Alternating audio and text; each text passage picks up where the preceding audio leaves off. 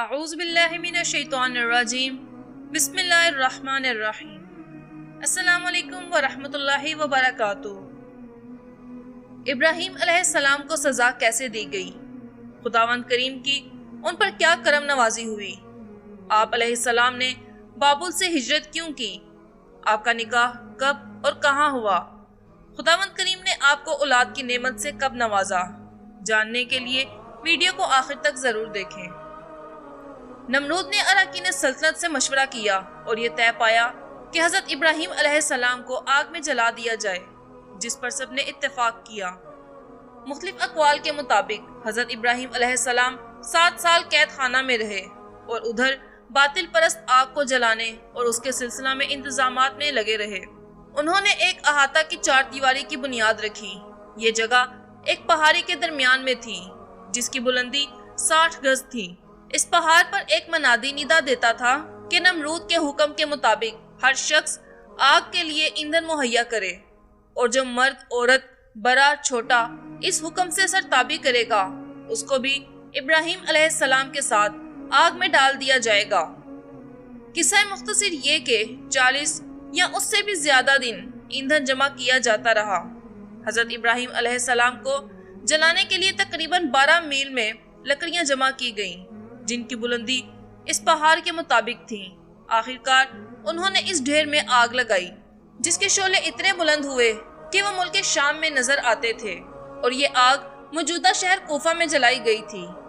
اس آگ کی شدت کا عالم یہ تھا کہ جو بھی پرندہ فضا میں اس کے اوپر سے گزرتا وہ اس کی حدت سے جل بھن جاتا۔ جب آگ خوب روشن ہو گئی تو لوگ اس کو دیکھنے کے لیے آئے اور جوش و تعصب میں اظہار مسرت کرتے۔ نمرود نے بھی اس کا نظارہ کرنے کے لیے ایک جگہ بنائی تھی۔ جب اس کی حدت عالم شباب کو پہنچی تو وہ تاج پہن کر ہزاروں سپاہیوں کے ساتھ آتش گاہ کی طرف روانہ ہوا۔ قریب پہنچ کر نمرود نے 2 آدمیوں کو حکم دیا کہ ابراہیم علیہ السلام کو جیل خانہ سے لے کر آئے۔ وہ حضرت ابراہیم علیہ السلام کو اس انداز سے مجمع میں لائے کہ آپ کے دستے مبارک میں ہتھکڑیاں، پیروں میں بیڑیاں اور گردن میں توق پڑا ہوا تھا۔ ادھر ابراہیم علیہ السلام بے خوف و خطر، یقین محکم کے ساتھ بے پرواہ چلتے رہے۔ حاضرین ان کے حال پر رنجیدہ تھے، لیکن آپ علیہ السلام ماحول سے بے پرواہ خالق و مالک خدائے ذوالجلال کی جانب متوجہ تھے۔ جب حضرت ابراہیم علیہ السلام نمرود کے پاس لائے گئے تو وہ مردود آپ سے کہنے لگا، اے نوجوان، خود کو کیوں ہلاکت میں ڈالتے ہو؟ بہتر یہ ہوگا کہ اپنے باطل دین کو چھوڑ کر میری خدائی کا اقرار کر لو اور اپنے فاسد عقائد کو چھوڑ دو تاکہ تمہیں اس عذاب سے نجات حاصل ہو جائے۔ حضرت ابراہیم علیہ السلام نے فرمایا، آگ خالص سونے کو نہیں جلاتی۔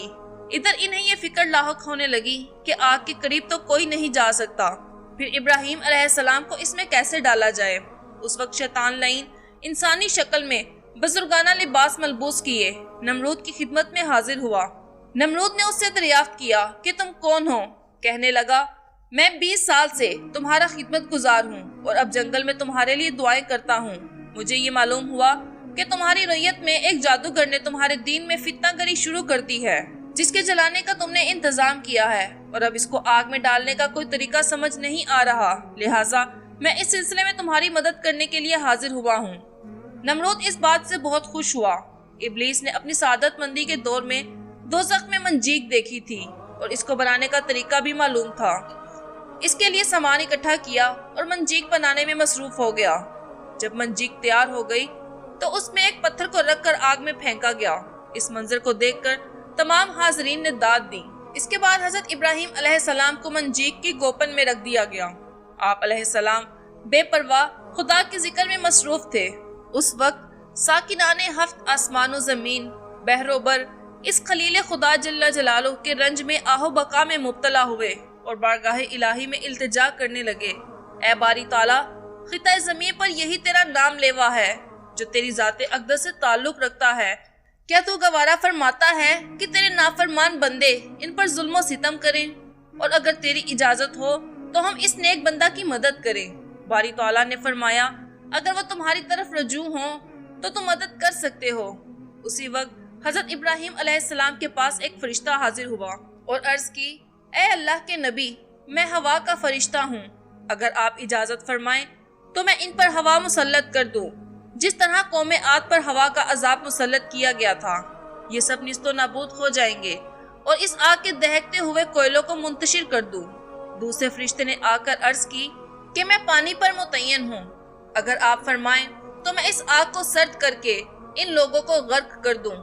تیسرے نے عرض کی میں زمین پر متعین ہوں، آپ فرمائیں تو میں اس خطۂ زمین کو پلٹ دوں۔ ان فرشتوں کی گفتگو سن کر حضرت ابراہیم علیہ السلام نے فرمایا میرے اور میرے معبود کے درمیان حائل نہ ہو، میں اس کی مرضی پہ صابر و شاکر ہوں۔ اگر وہ ذات اقدس مجھے اس عذاب سے نجات عطا فرمائے تو اس کا فضل و احسان ہوگا، لیکن اگر مجھے ہلاکت میں مبتلا فرمائے تو میری خطاؤں کا ثمرہ اور اطاعت و عبادت میں کمی یا اس میں کسی نقص کا سبب ہوگا، اور اگر اپنی ربوبیت کی مصلحتوں کی وجہ سے مجھے باقی رکھے تو میں اس کا شکر ادا کروں گا۔ جب حضرت ابراہیم علیہ السلام منجیق کی گوپن سے آگ کے قریب آئے تو جناب جبرائیل علیہ السلام آئے اور عرض کیا اے ابراہیم کوئی ضرورت ہے؟ اس وقت ابراہیم علیہ السلام کا جواب قابل توجہ ہے۔ آپ نے فرمایا جبرائیل تم سے کوئی حاجت نہیں۔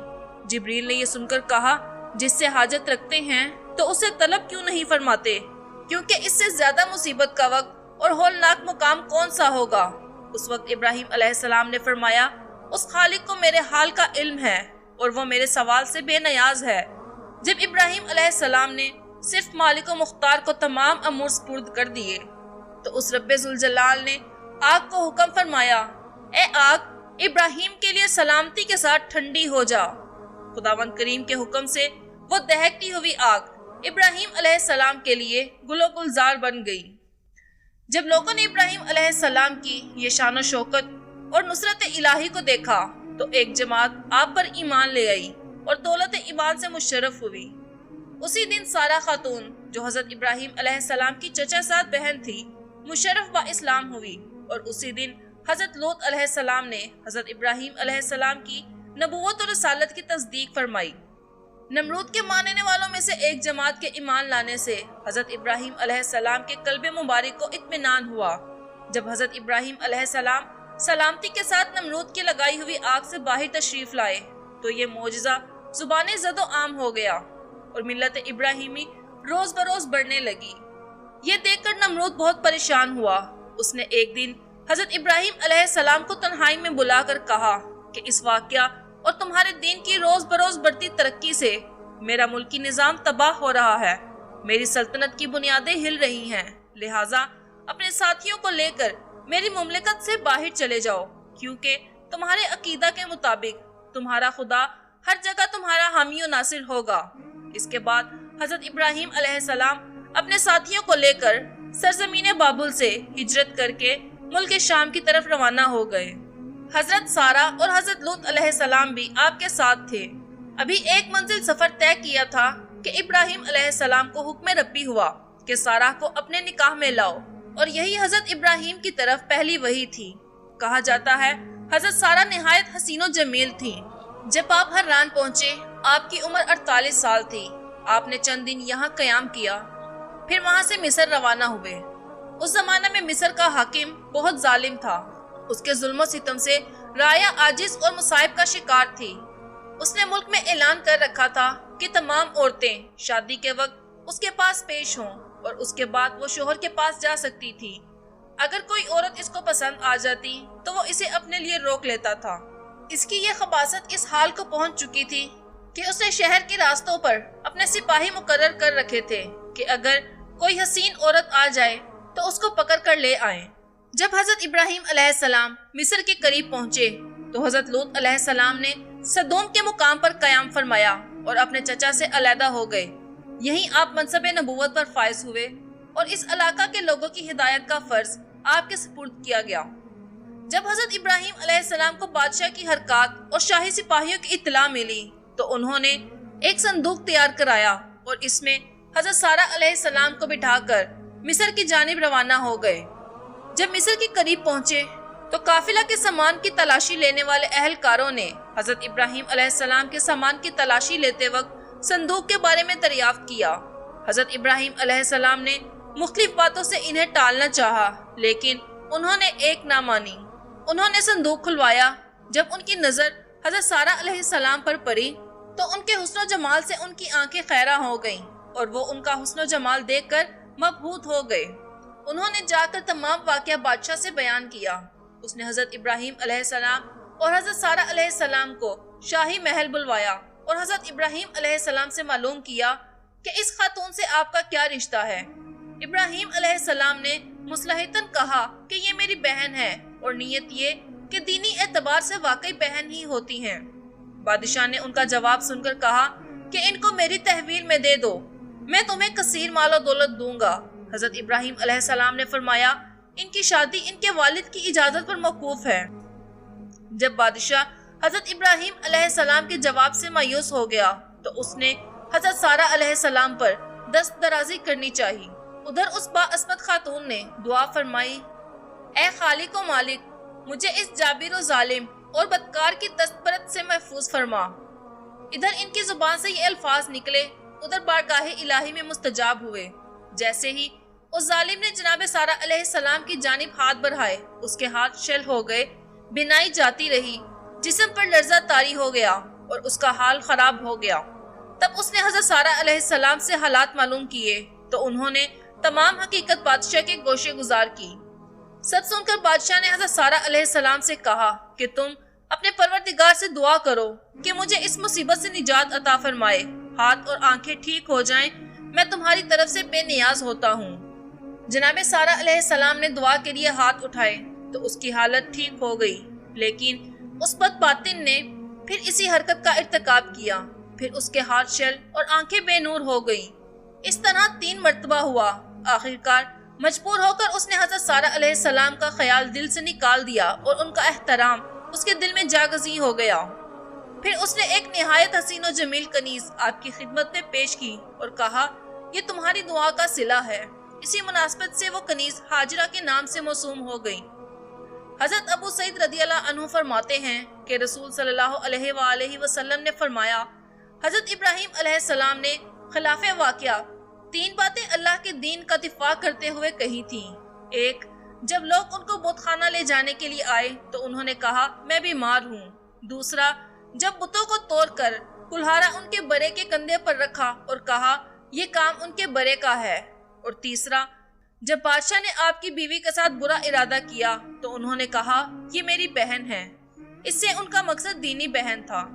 بعض مورخین کے مطابق جب حضرت سارہ علیہ السلام بادشاہ کے پاس گئی تو اللہ تعالیٰ نے حضرت ابراہیم علیہ السلام کی دعا سے حضرت ابراہیم اور سارہ علیہ السلام کے درمیان سے رکاوٹیں اور حجابات دور کر دیے اور بادشاہ کے پاس پہنچنے اور واپس آنے تک بدستور دیکھتے رہے اور مسلسل مشاہدہ کرتے رہے کہ اللہ تعالیٰ نے کیسے بادشاہ سے حضرت سارہ علیہ السلام کو محفوظ رکھا۔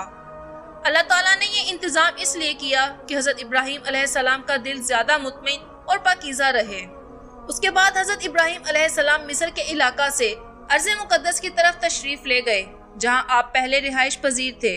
اس وقت آپ کے پاس بہت سا مال، جانور اور غلام تھے۔ حضرت ابراہیم علیہ السلام کی طرف اللہ تعالیٰ نے وحی فرمائی کہ اپنی نظر اٹھا کر مشرق و مغرب اور شمال و جنوب کی طرف دیکھو۔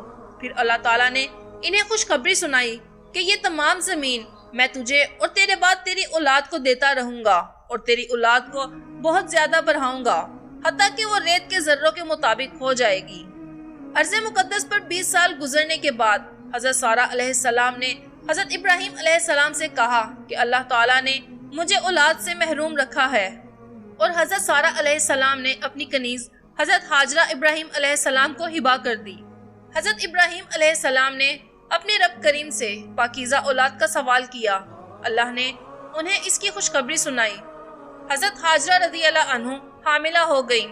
حضرت اسماعیل علیہ السلام کی پیدائش کے وقت حضرت ابراہیم علیہ السلام کی عمر 80 برس تھی۔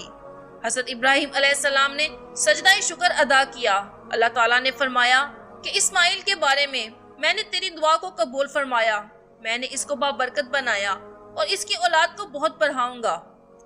حضرت اسماعیل علیہ السلام کی زندگی کے حالات و واقعات پر انشاءاللہ اگلی ویڈیو میں بیان کریں گے۔ تب تک کے لیے اجازت دیں۔ ویڈیو پسند آئی ہو تو لائک ضرور کریں، کمنٹ سیکشن میں اپنی قیمتی رائے سے ہمیں آگاہ کریں اور آئندہ آنے والی ویڈیوز کی نوٹیفیکیشن کے لیے چینل کو سبسکرائب کر کے ساتھ لگے بیل آئیکن کو پریس کر دیں۔ اپنا رشتہ داروں اور دوستوں احباب کا خوب خیال رکھیں۔ فی امان اللہ۔